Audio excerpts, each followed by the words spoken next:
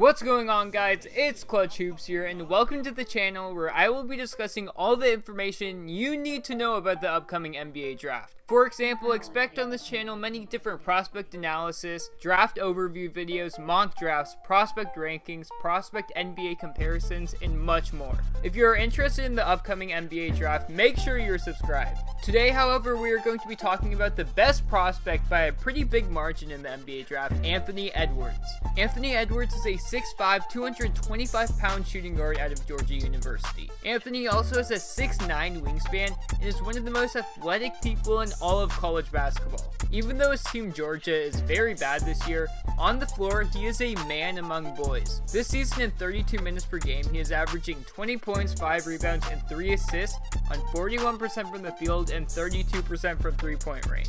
On a poor Georgia team, Anthony has to play point guard at times where he has seemed uncomfortable and become incredibly pass first. When he's at shooting guard, he's in attack mode, he's aggressive, he's everything that you want to see him be. He even acknowledges this too, as he says this. I feel like my biggest problem playing point guard is me thinking pass first. Like, that's my biggest problem. So a lot of the games, like in the first half, I don't really score too much because I'm always thinking pass first because I'm at the one. Then once number 15 comes in, I feel like I'm back at my role, scoring the ball, playing the two. Now that you guys know a bit about Anthony's intangibles, let's take a look at the positives and negatives of his game and how they will translate to the NBA. The strengths. Anthony Edwards may be the most athletically gifted player in this entire draft class, which he uses to his advantage in his game. The part of the game where Anthony excels in the most is in transition, where he has been able to use his length, strength, and passing abilities to get super easy shots for himself and his teammates. The crazy thing about him in transition is that with a player of his athletic profile, you would expect him to be a bit out of control, but he has great body control. Yes, there are a few times here and there when he does get charges, but overall he has shown great footwork around the rim. Also, in transition, he changes direction very well for a guy at his size, which makes getting to the rim even easier. During transition, he is able to show off the most underrated part of his game in his passing ability. Anthony is a great passer in transition and in half-court settings, but there are still some necessary improvements in this area. Next, I don't know if there is a single defender in all of college basketball who can take Anthony Edwards one-on-one when his jump shot is going in. The reason for this is because his first step quickness and ability to blow by defenders is next level. He has extremely quick feet and a first step like no other, and explosiveness that allows him to get downhill so easily. Once he does get downhill with this 225-pound frame that is still getting stronger, there will be contact at the rim. Also, the ability to blow by defenders creates wide open shots for his teammates. Anthony Edwards is not only a slasher at the rim, but he is extremely comfortable with scoring from all three levels and sometimes even too comfortable. Even though Edwards shoots the three ball at 32%, he is a much better shooter than his percentage shows. His form is very fluid, compact, and quick, which makes up for a shot that will translate to the next level. There are some questions with his consistency and streakiness of his shot, but to counter that, he is 18 and playing on a Georgia team that can't create any offense for themselves that will lead to Edwards needing to take bad shots at the end of shot clocks and etc.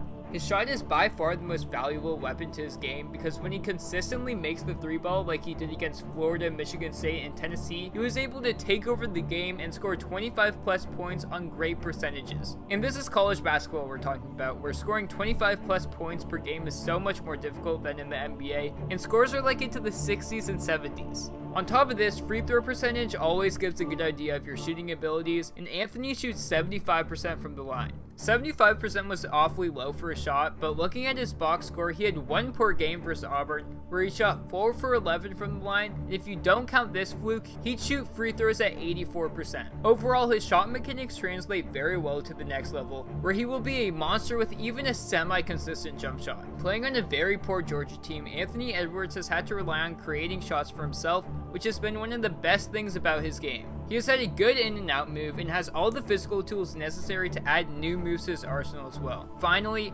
on the defensive side of the ball, he has 6'5" length with a 6'9" wingspan along with unreal quickness, and he projects to be able to guard the 1-3 at the next level. He has the potential to be a lockdown defender on the ball if he puts effort into it, and has the tools to really affect plays off the ball as well. Overall, Edwards has a great game offensively and has a ton of potential on the defensive side of the ball, but there are still a few questionable aspects about his game. The negatives. Anthony Edwards is still a very young player, but still is behind on reading the defense and making advanced decisions with the ball in his hands. There are way too many times where he will have open players on the outside when driving to the basket, but can't make the read to pass it to them. Also, his use of the pick and roll is still questionable, as he is often impatient and will go before the screen is set. The more significant thing about his pick and roll use is that when he decides to use the pick and roll, his decision making is indecisive at times, which leads to either a bad shot or he's just not ready to shoot the ball when he does. His decision making is still a work in progress, as he will often take bad mid-range shots instead of driving to the rim. However, in his defense, it doesn't help that the talent surrounding him is extremely lackluster,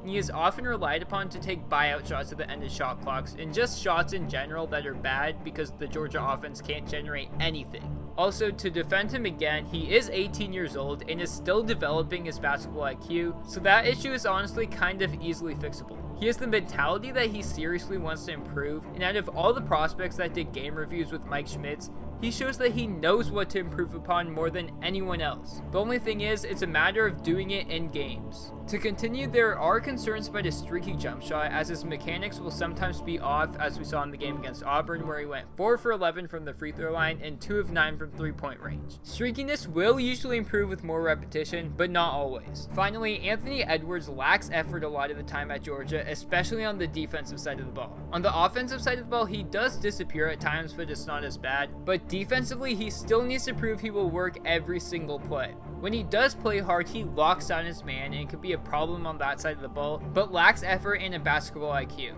The positive thing about this is the very first thing Anthony Edwards said in the majority of his interviews is that he needs to improve his conditioning because he knows he gets lazy at times. The basketball IQ is something that will need to improve as well, but the man knows what to do but can't execute it yet. Overall, Anthony Edwards is set up to be a complete beast on the offensive side of the ball, and his shot and driving abilities will make him a deadly scorer from the inside, mid-range, and 3-point range. ESPN says that he will be a franchise shot creator, and he will be an extremely talented player at the next level. The negatives on his game are extremely flexible and are kind of easier fixes, which is why he is seriously going to be a superstar of the NBA. Some players that he reminds me of are Dwayne Wade and a stronger, more athletic, and better shooter version of Victor Oladipo. This man is very special, and whoever gets the first overall pick is going to be a very happy team. Tell me what you guys thought about this video, and if you guys enjoyed, please leave a like on it. The draft season is going to get crazy, so make sure you're here for the ride. Now with that said, I'm out, and peace!